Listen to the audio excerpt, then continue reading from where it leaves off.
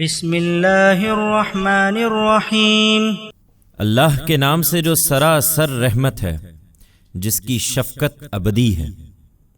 وقال الملك ائتوني به فلما جاءه الرسول قال ارجع إلى ربك فاسأله ما بال النسوة اللاتي قطعن أيديهن إن ربي بكيدهن عليم قال ما خطبكن إذ راودتن يوسف عن نفسه قلنا حاش لله ما علمنا عليه من سوء قالت امرأة العزيز الآن حصحص الحق أنا راودته عن نفسه وإنه لمن الصادقين۔ یہ تعبیر دربار میں سنائی گئی تو بادشاہ نے کہا، اسے میرے پاس لاؤ۔ مگر جب قاصد یوسف کے پاس اسے لینے کے لیے پہنچا تو اس نے کہا، اپنے آقا کے پاس واپس جاؤ اور اس سے پوچھو کہ ان عورتوں کا کیا معاملہ ہے جنہوں نے اپنے ہاتھ کاٹ لیے تھے۔ میرا پروردگار تو ان کے فریب سے خوب واقف ہے۔ بادشاہ نے انہیں بلا کر پوچھا، تمہارا کیا ماجرا ہے؟ جب تم نے یوسف کو پھسلانے کی کوشش کی تھی، سب نے گواہی دی کہ حاشا للہ، ہم نے اس میں برائی کا کوئی شائبہ تک نہیں پایا۔ عزیز کی بیوی بھی بول اٹھی، اب حق کھل چکا ہے، یہ میں ہی تھی جس نے اس کو پھسلانے کی کوشش کی تھی، اس میں شبہ نہیں کہ وہ بالکل سچا ہے۔ ذلك ليعلم أني لم أخنه بالغيب وأن الله لا يهدي كيد الخائنين وما أبرئ نفسي إن النفس لأمارة بالسوء إلا ما رحم ربي إن ربي غفور رحيم۔ یوسف نے کہا، اس سے میری غرض یہ تھی کہ عزیز یہ جان لے کہ میں نے درپردہ اس کی خیانت نہیں کی تھی، اور یہ کہ جو خیانت کرتے ہیں ان کی چال کو اللہ چلنے نہیں دیتا۔ میں کچھ اپنے نفس کی برات نہیں کر رہا ہوں، نفس تو برائی پر اکساتا ہی ہے، الا یہ کہ جب میرا پروردگار رحم فرمائے۔ حقیقت یہ ہے کہ میرا پروردگار بڑا بخشنے والا ہے، اس کی شفقت ابدی ہے۔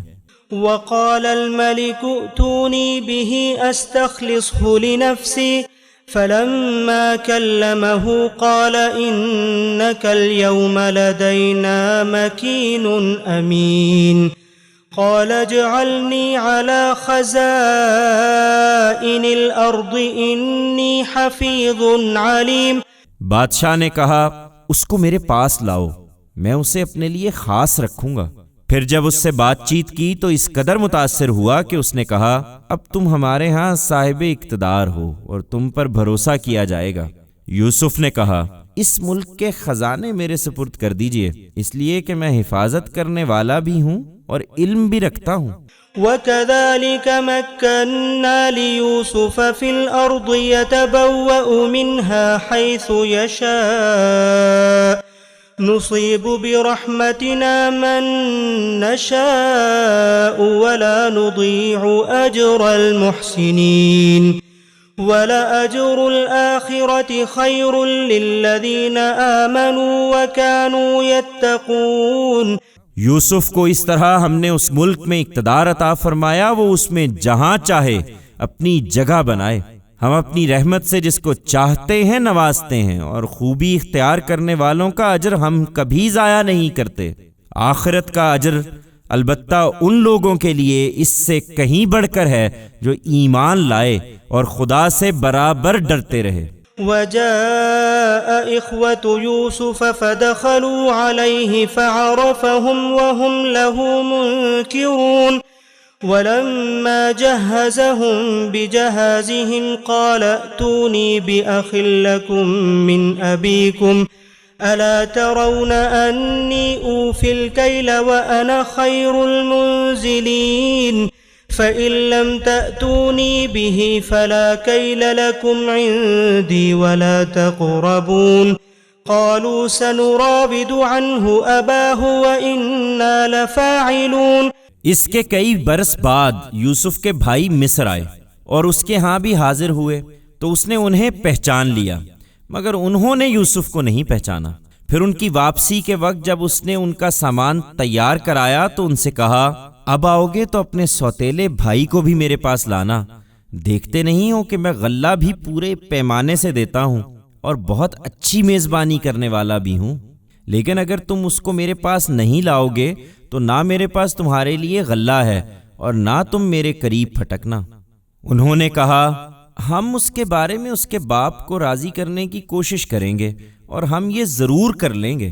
وقال لفتيانه اجعلوا بضاعتهم في رحالهم لعلهم يعرفونها إذا انقلبوا إلى أهلهم لعلهم يرجعون فلما رجعوا إلى أبيهم قالوا يا أبانا منع منا الكيل فأرسل معنا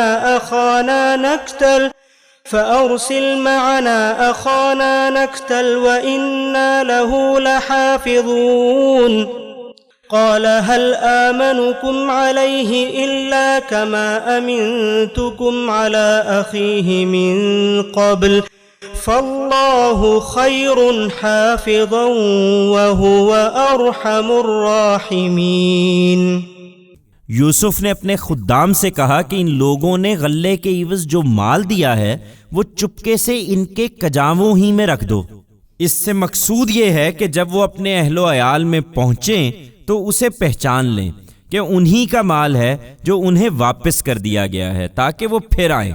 سو جب وہ اپنے باپ کے پاس لوٹے تو کہا، ابا جان آئندہ ہم سے غلہ روک دیا گیا ہے، لہٰذا ہمارے بھائی بنیامین کو بھی ہمارے ساتھ جانے دیجئے کہ ہم اپنی سچائی ثابت کر سکیں اور غلہ لائیں، ہم اس کی حفاظت کا عہد کرتے ہیں۔ باپ نے جواب دیا، کیا میں اس کے معاملے میں بھی تم پر ویسا ہی بھروسہ کروں جیسا اس سے پہلے اس کے بھائی کے معاملے میں تم پر بھروسہ کر چکا ہوں؟ سو اللہ بہترین محافظ ہے اور وہ سب سے بڑھ کر رحم فرمانے والا ہے۔